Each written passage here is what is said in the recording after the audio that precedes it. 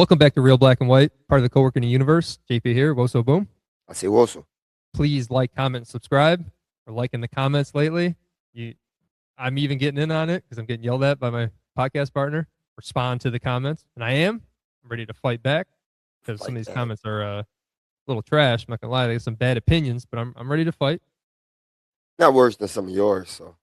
Fair point. Tonight, yet again, we are going to be doing Talking Trilogies. I think it was a big hit last week. Me and most will really enjoy it. Check out last week's episode. This week, we got 3 new trilogies. We got The Matrix, Men in Black, and Rush Hour. What's a big hit? What, just because you felt good doing it? Felt great. I thought it was the best thing we've ever done. Go watch it. I'm telling you. Go watch it. Usually I hate editing myself, and I'm like, oh, this is pretty good. Humble brag. Funny as hell. Humble brag. Pat on the back. So yeah, 3 different genres. We got sci-fi, sci-fi drama, sci-fi comedy, and then just straight buddy cop comedy. Let's start off with The Matrix. Just the first 3. We're not talking about that trash 4th one. 1999, reinvented The Matrix, reinvented sci-fi. Oh, who ranked it first? You know? Who, me or you? It's definitely you. I'm setting you up. So. Oh, yeah. So what we do great, good, and bad. And we're not ranking the actual, we're not ranking them against each other, just whether they're a great movie, good movie, bad movie.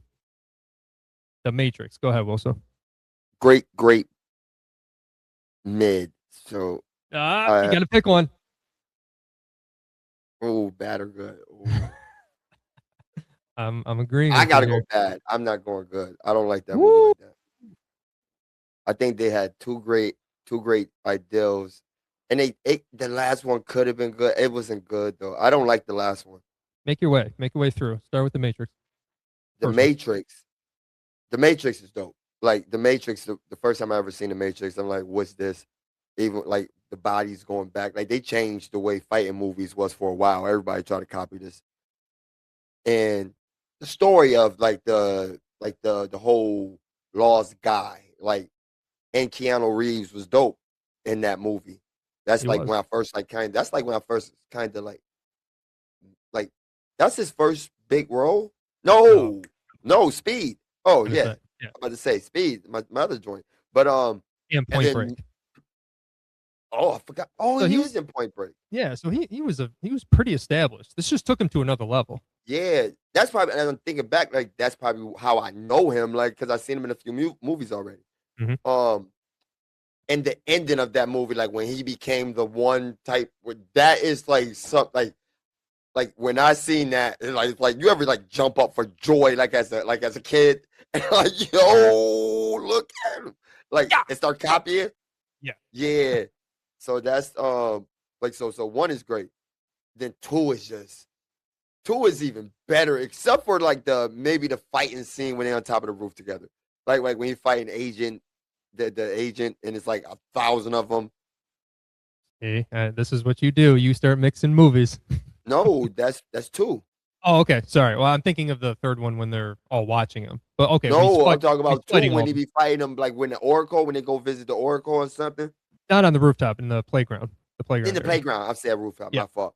Yep. But yeah. Besides that part, that movie is so dope. I love that movie. I think the first one is a better movie, and the second one's rewatchable, but I think they both great. And then the last one, dog. The last one just tough. It's just, you know how I know it suck? Like I watched that movie like 3 times, and I really don't remember most of it. Like I just know Jada Pinkett played in there. They was in the real world for a lot of it, I think. Yeah, the Battle of Zion. Yeah, the Battle of Zion. And it was cool with the bad guys being the bad guys in the first 2 movies, but then when you see them in the 3rd movie as as who they fight, it's like, nah, dog, this ain't it. So that's how I feel about it. You got great, bad. Yes, sir. Okay, very similar. The first Matrix, like we talked about, just revolutionary. Bullet time was just incredible. Like as a 9-year-old kid, playing guns in your house, like just being an action star in your head, and you're like, this changed everything, man. It was so cool. Mhm. And you talked about how you kind of maybe you weren't introduced to Keanu, but like maybe it made him a star to you. That's how I Yeah. felt about Morpheus and Lawrence Fishburne. I didn't really know who he was, Oh, and I Morpheus was knew it that. already. Morpheus was that dude. He was the coolest MFer I've ever seen. In And part one, Trinity, right? In part yes, one, right? in Yeah. part one, and Trinity was badass too. So it was just like you had this trio of stars, action stars, and it's just awesome, man. All the fight scenes are incredible. And you're right, when he becomes the one at the end. And you're right, the movie is better than two. It's because the story, just the story, the idea of what the Yes. Matrix is. I remember not Uh-huh. comprehending for a long time what the Matrix actually was. And I remember it was almost like I felt like it gone a couple of years of really talking about it. And my buddy that I was living with in college was a philosophy major, and his favorite movie was The Matrix.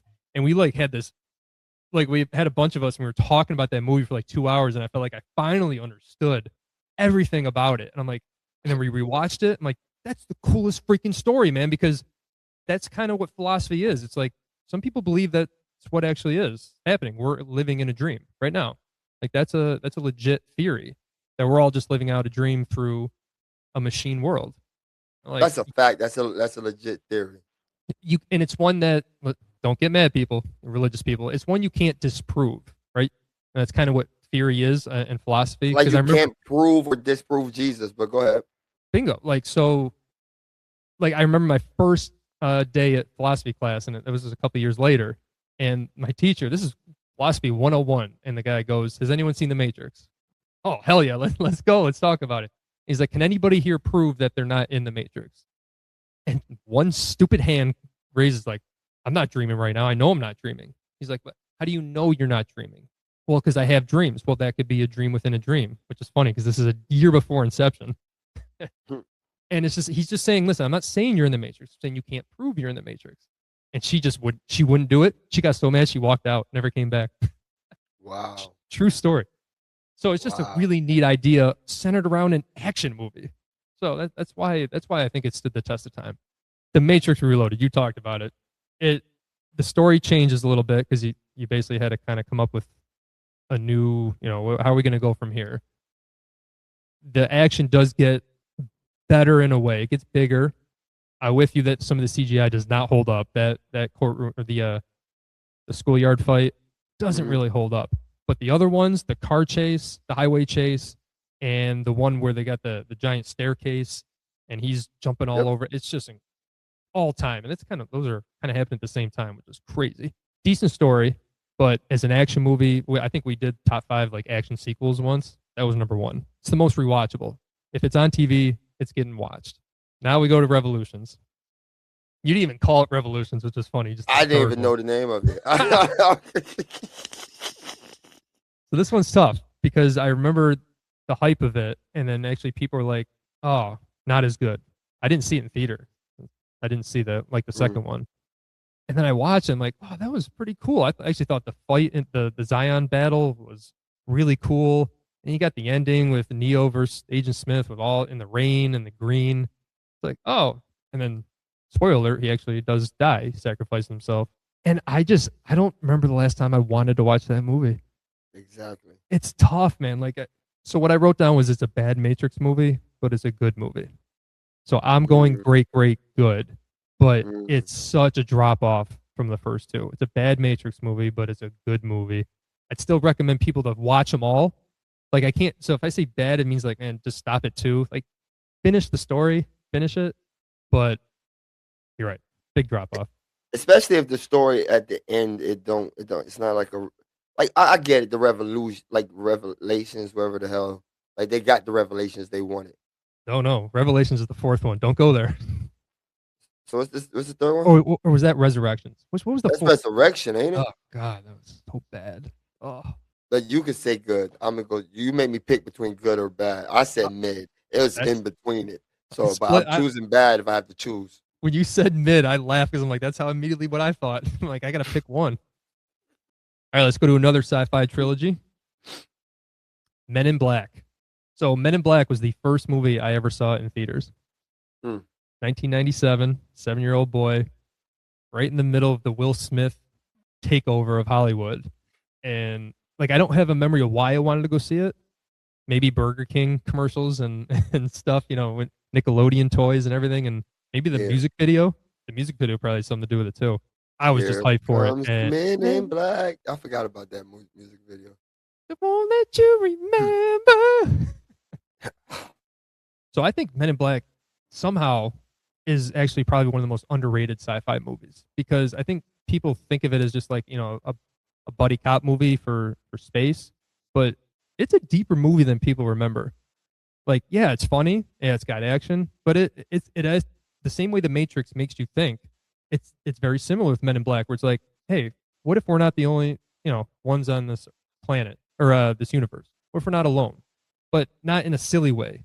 Like, how would you react? There's a great scene between Tommy Lee Jones and Will Smith, and they have a legit like 3 minute discussion about, you know, how would Earth react? Like, they would freak out. People are dumb. A group of people are dumb, and so that's why we keep it silent. It's a great philosophy on that. And then, like I said, action's awesome. Will Smith is at top of his form. Tommy Lee Jones is so underrated. He's so damn good in that movie. Great. But then the sequel. Probably liked it as a kid. You know, I was 12 years old.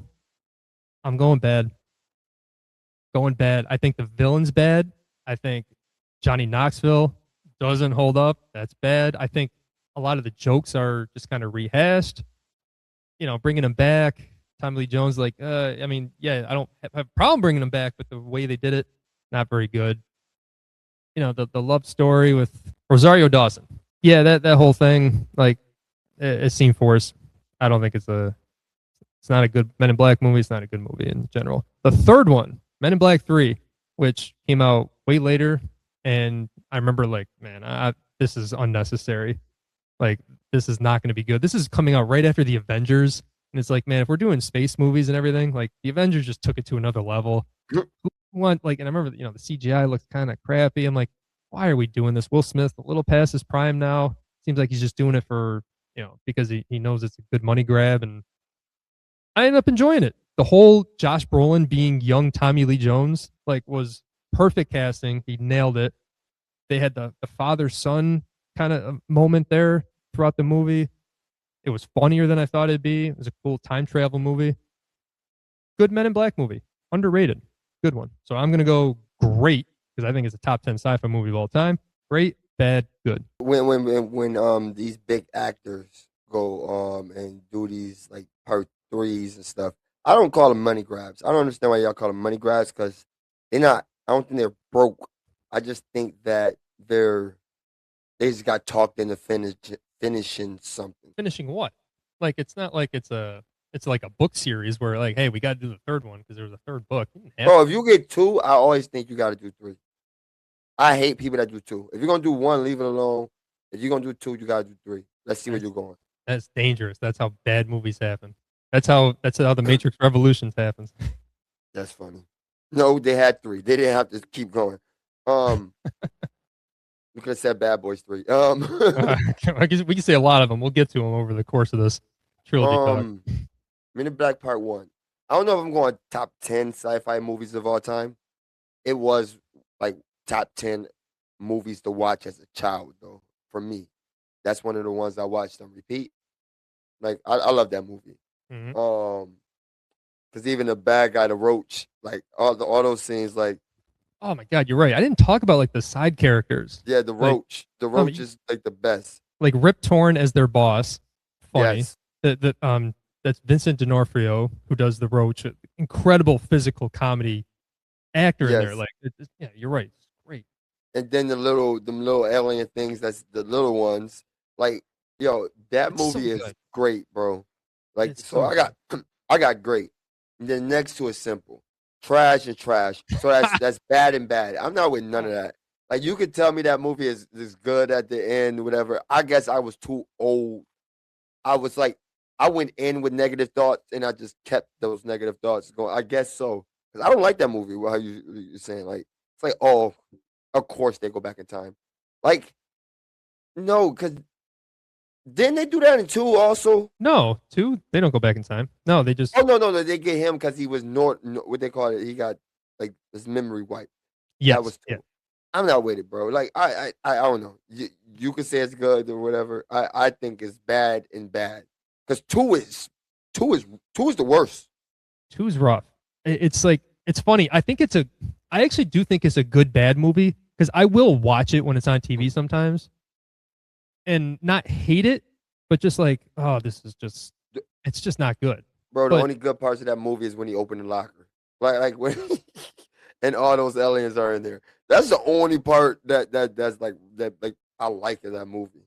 so I'm looking at Will Smith's little run here. I'm trying to figure out maybe why he did Men in Black. It went Hancock, 7 pounds, and then After Earth, and then Men in Black. I mean, he had to come back. He hit. So I'm just saying After Earth, when you put your son in some junk, you gotta say, I gotta wash that dirt off of me. Like, nah, bro. it's just one of those like, you know what? Let me go back to the well. Even though it's not an I'm not an mad you started at automatic. Hancock. Hancock is fire. You just a hater of Hancock. You know, like when you say you do one and it's great and stop. I would have loved for a part two for that one. But when you do something so great, leave it alone. We good. No, no, Jason no. Bateman, forever goated. Like Jason Bateman is dope, bro. I don't care what you say. He is the best part of that movie. No argument there. The best part of the movie. It's him, the kid, Will Smith, and the girl. No, Charlize Theron, man, she bones that. I know she is kind of trash. She is trash. See, a woman could mess up a movie. That's why I'm scared of Doom. But let's go to our next trilogy. All right, third and final trilogy of the night, Rush Hour. Chris Tucker, Jackie Chan. Again, another late 90s franchise starter. So, Rush Hour 1, Rush Hour 2, Rush Hour 3. What do you got, Wilson? I'm going good, great, bad. Ooh. Explain the first one only being good. Only reason I got the first one is good. Like I compared it to Friday. There's no way Rush Hour and Friday is on the same boat to me. Chris Tucker is in both. Like I think Chris Tucker was a bigger star in Rush Hour, so he led most of the movie with Jackie Chan. I think a lot of it is funny, and it's just like Friday with Next Friday. Rush Hour 2 took a lot from Rush Hour 1 as like the jokes and everything.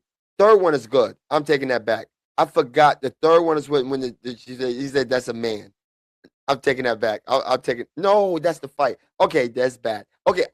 I'm all confused. We've lost him. We've lost him because I was ready to get up and walk out of here. Yeah, I'm sitting there in my head putting it together. I remember good scenes of the third one. I was like, no, that movie sucked. Okay, back to the point. Part 1 is good. It's good to me. It's like if Rush Hour 1 is on, I'm not going to watch it. If Rush Hour 2 is on, I'm going to watch Rush Hour 2. I think Rush Hour 2 is like one of the top sequels of all time. I love Rush Hour 2. Rush Hour 2 is great, bro. Great. I mean, beyond great. I'm with you. It's it's easily one of the best comedy sequels of all time, and just sequels in general. In the fighting, wasn't that last scene wasn't all that dope. The best part was when he told him about the clean yourself up. That was the best part. And 2, like I said, 2 is an all-time great movie, and 3 is just horrible. And Chris Tucker face look weird, like it's like they start doing that makeup junk with people, like when they did with Martin. Like I don't like that junk how they make that. Ugh, he looked crazy. But and then they had old girl, one of the worst actresses ever. She either sucked her way to the top, or it's just because she's beautiful as hell. And you know who I'm talking about. Name a good role she ever played, bro, besides Wonder Woman, and it's just because she looked good as Wonder Woman. I don't even think she acted good as Wonder Woman. All right, my response is going to make more sense when I get to my rankings, but I can't respond to you, but you'll understand why. So I'm going good, great, and bad. You sure? I know yeah, you got to look. I was bugging. Just because of one, you must made it good because of one line. It was one line. When he said, "Oh, she's a man," I forgot about that line, bro. That line cracks me up to this day. He was like, "If she come over here," that joke was funny. All right, so I'm going great for first Rush Hour. I'm not mad at you. I'm not mad at that. It's just one of those. Even before the second one came out, I was obsessed with it. I rewatched it all the time. It was one of Mm, those comedies I like made other friends watch, like if they hadn't seen it. yeah. And it was pretty undefeated. Like if they'd watch it, they'd just laugh their ass off. And I remember the tagline. I think it was fastest mouth in the East meets the fastest hands in the West. And it's just like it wasn't automatic that would be a huge hit.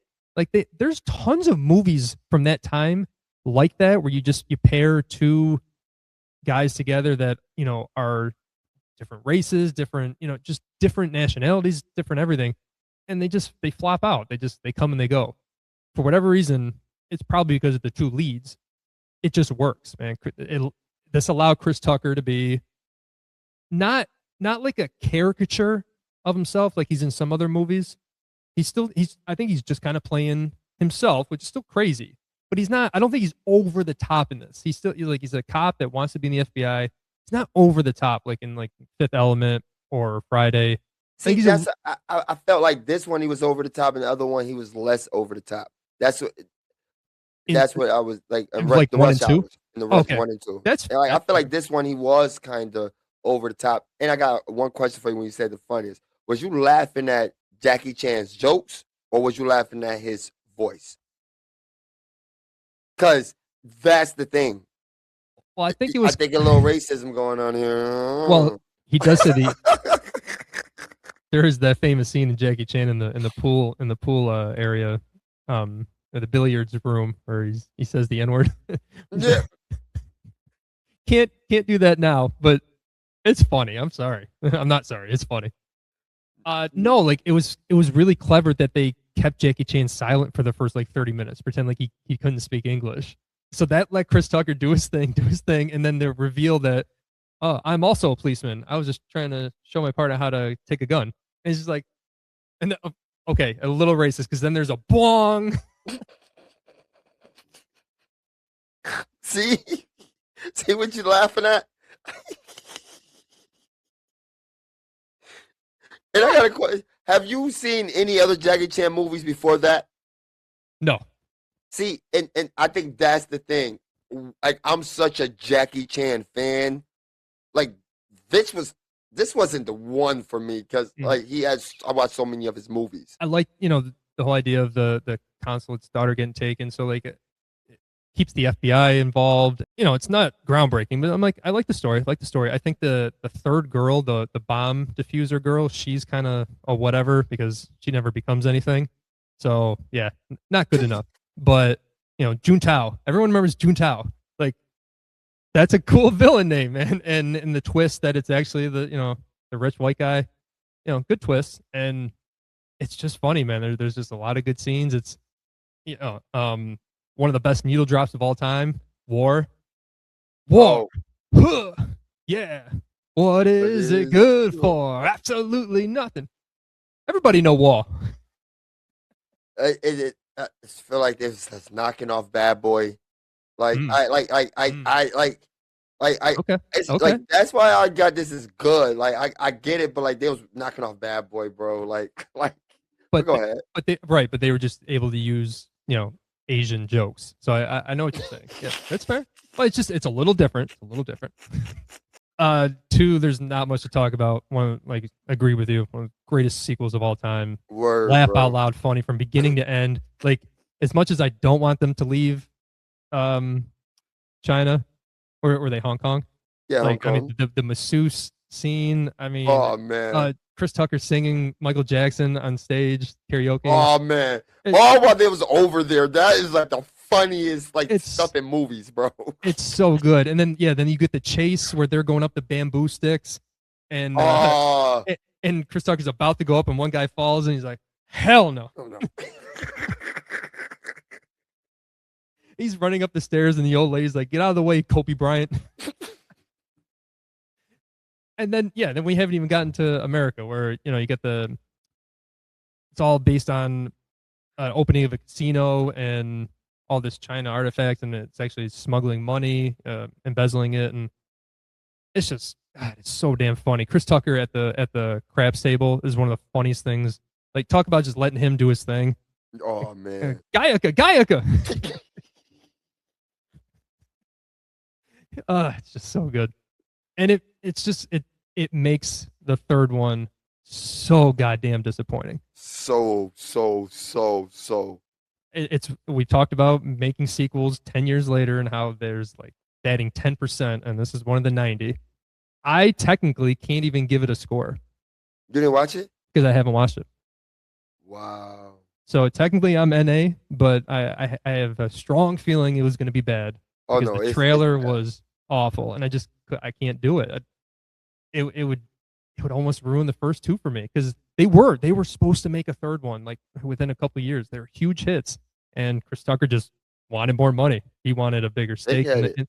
and I, yeah, but can't blame him. Can't blame him, brother.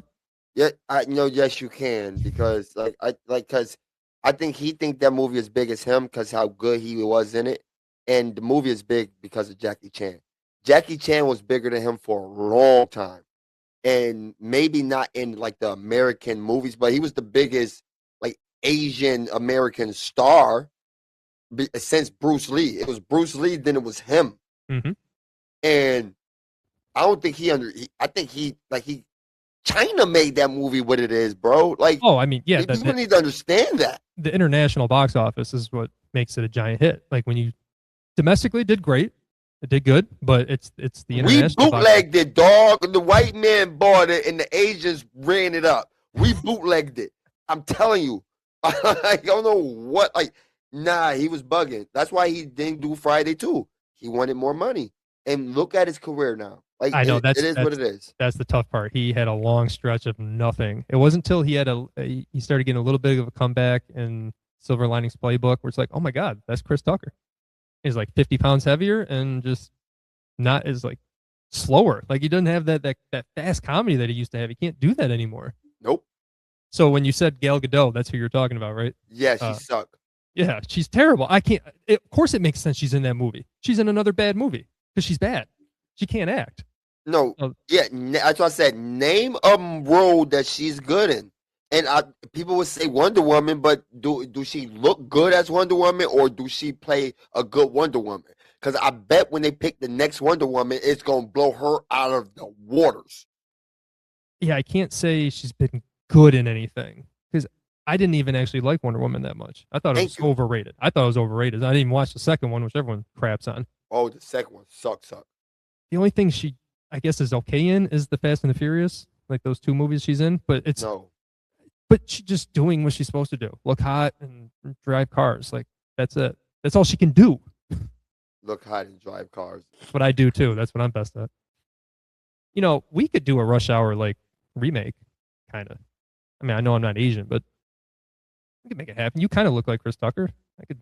You funny.